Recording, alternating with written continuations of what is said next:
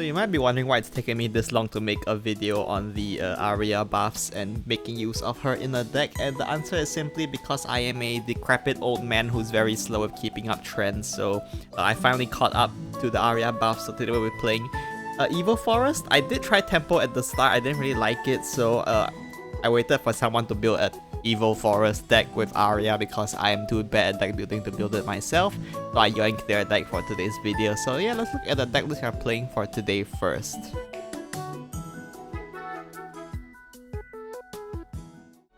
So this is the list we're playing for today. As is usual for these kinds of videos where I just steal someone's deck, I won't really go into the card choices because I cannot explain them because I didn't build the deck. So yeah, this is the list we're playing for today. I got it from a Twitter user who managed to hit legendary with this quite a while ago. I'm pretty late to this, as you maybe or may not be able to tell.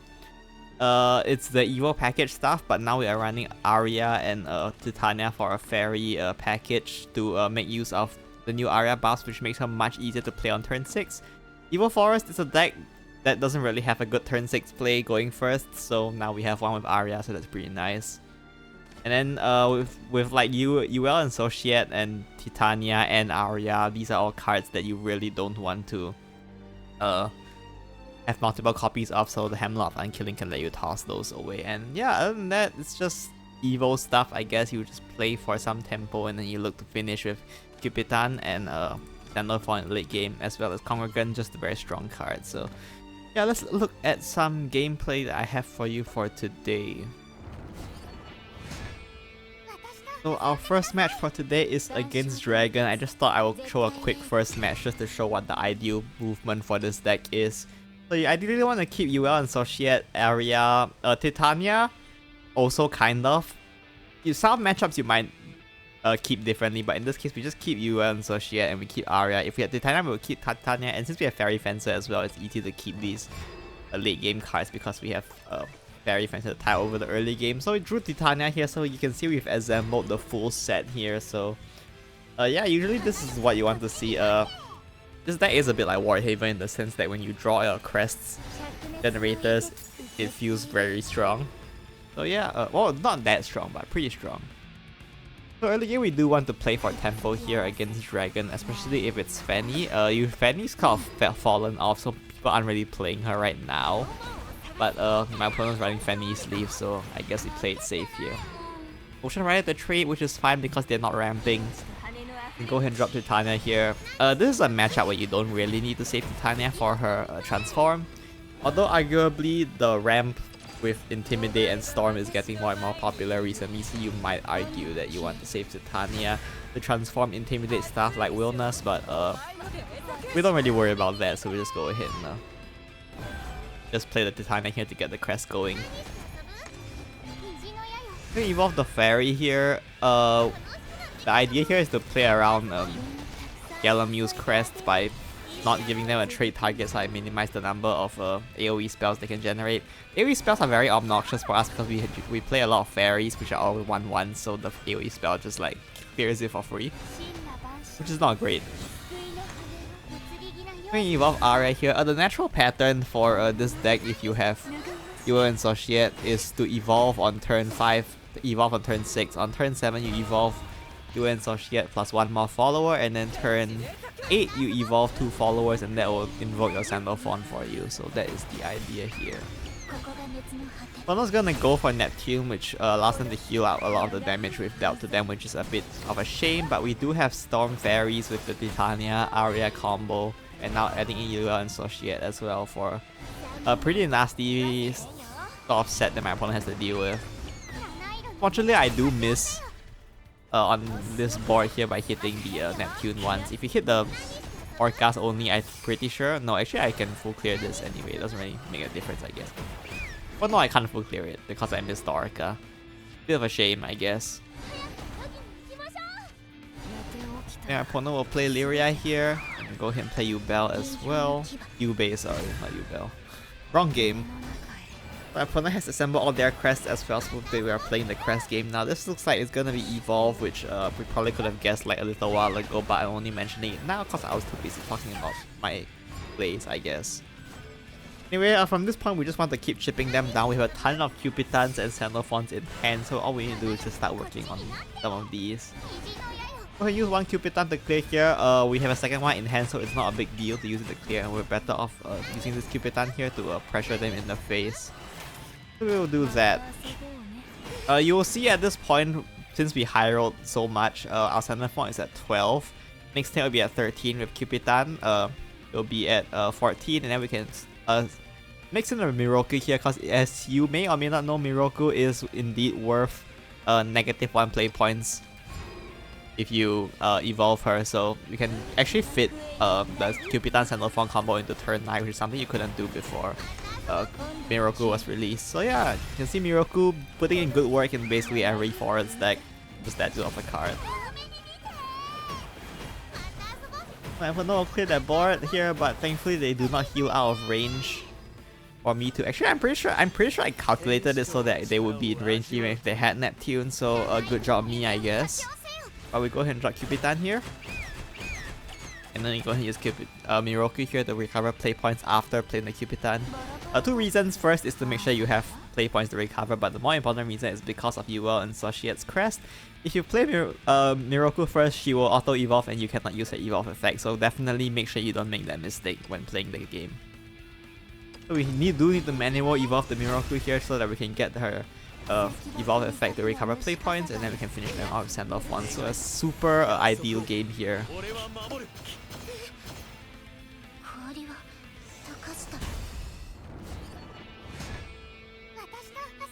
Our next game here is against Rune. Generally, I expect it to be Dirt. Like, Spellbook was popular for a time, but I feel like now mostly people are playing Dirt, and there is the Witch's New Brew, which hints at possibly Dirt.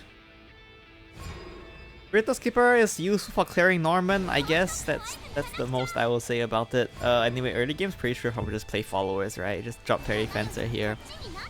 Contest board a bit. Try not to take too much damage here. Opponent will go ahead and drop another Witch's New Brew as well as a Penelope. And they will hit me in the face as well.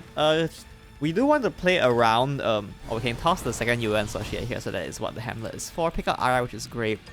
Here we focus on clearing board. The reason is because we don't want to let them play Edelweiss and clear my board for free. So if they play Edelweiss here, they can do that, but we can answer it with our own followers. So that is the idea.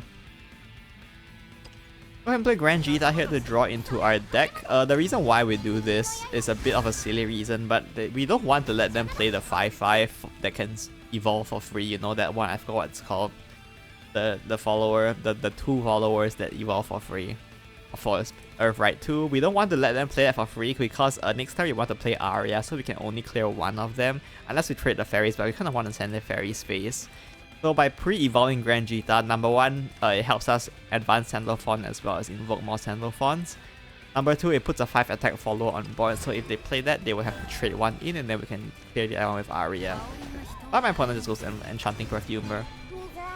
We do force them to evolve the Enchanting Perfumer here though by evolving the Grand Gita though, so I'll say it's probably worth it. Mill Cupidan, unfortunately we didn't really want to do that, but a bit unfortunate I suppose. So as planned, we go ahead and evolve Aria here. This sort of setup also makes it a bit harder for them to just go Norman here. If they want to be greedy, they can, but like it's not the easiest Norman board with going wide. My opponent does go Norman here, which I guess is good for them. Well, not good, but like I guess if that's what they want to do. They go for the Guardian Golems here, so I'm guessing they're just trying to make a board icon clear. We do have a Spirited Skipper, but we don't really need it because we trade the fairies here to get rid of the barrier. And then we can go ahead and super evolve our UN Associate and get some damage in with this fairy in our hand as well. Unfortunately, we drew Titania a bit too late, so we haven't gotten her Crest active, so we don't have a fairy for next turn, but it's not the biggest deal ever. My opponent will go for another Norman here. They're really trying to get this board to stick. We'll go ahead and trade. I mean, they're not healing, so it's actually very good for us. We can clear this board pretty easily as well. Go ahead and trade the fairy here. Get the guild at least to buff this fairy because I've calculated that I can clear this board quite cleanly while getting this face, which is very good for me. We will go ahead and coin out the Spirited Skipper. Normally you kind of want to save the coin for Congruent, but it's not really a hard and fast rule that you have to stick to, so probably fine. Super Evolve Skipper, which will give Fairies Bane, which allows me to punch them in the face for a ton of damage here. It's good because with a Gilnelis, another Fairy, and with Gilnelis in hand when we have AOR as well, to get us Evo point back, we can send 5 damage to the face. So if my opponent doesn't heal, which they didn't because they spent stage side to clear my board instead, which is sort of good for us, I guess. Go ahead and drop Fairy Fencer here, we will get the Fairy out of it. You can go ahead and drop AOR as well. This is actually a top deck lethal, I think. I mean, I probably would have been fine even if I didn't top deck lethal here, but I certainly wouldn't complain that I top deck lethal. Go ahead and hit them in the face for lethal, so that's it for this game.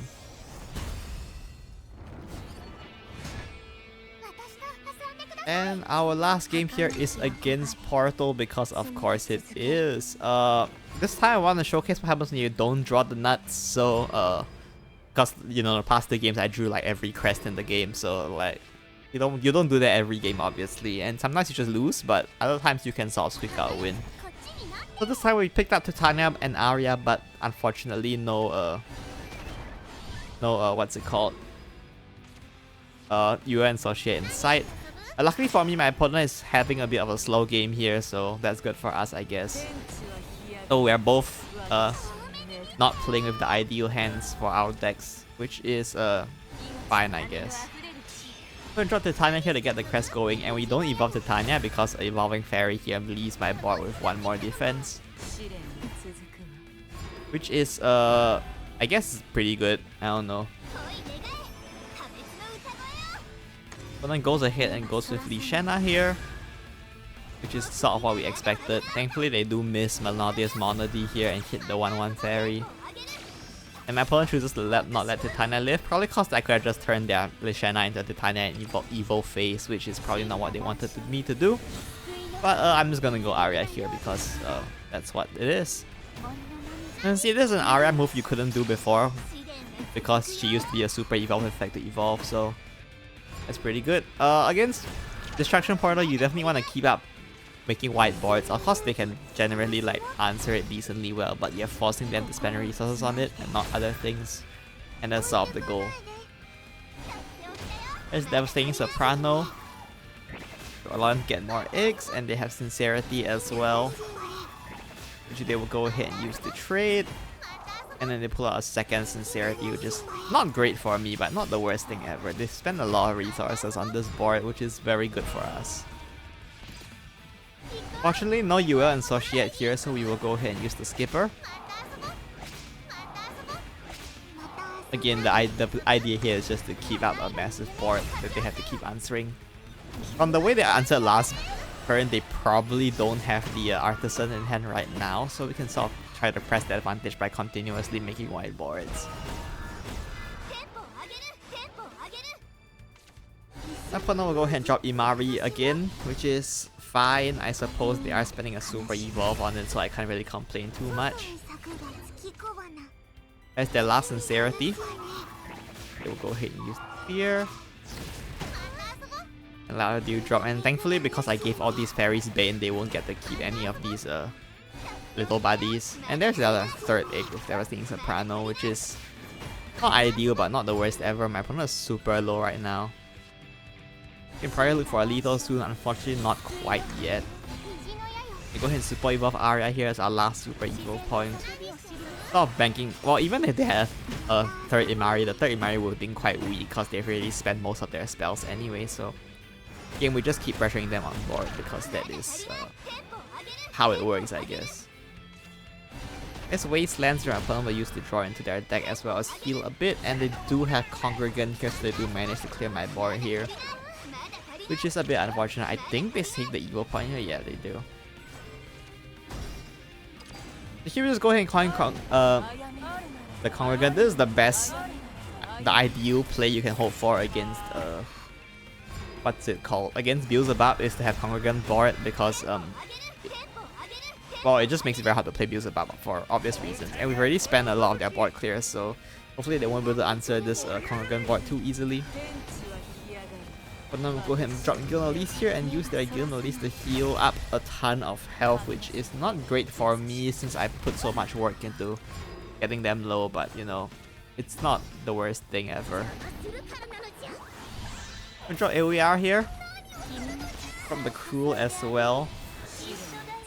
We could spend our Evo point here, but I think it's much more important to save it for something later on that we might need to answer. Oh, actually no, I evolved here. Sorry, that was silly of me. I guess I evolved here to convert the Evo point to damage since I'm looking to take Cupitan plus Xenophon next turn anyway, which will be a finish. So by evolving here, I chip them low, and I don't think they have a way to heal out of range of Cupitan, Xenophon. Even with Congregant to pop all these eggs, they will heal to 12, which is still within lethal range. And in the first place, they couldn't even clear my crew, so yeah, this is a nice lethal here that we managed to get to without the help from you and Socia, because my opponent didn't draw super well either, I guess.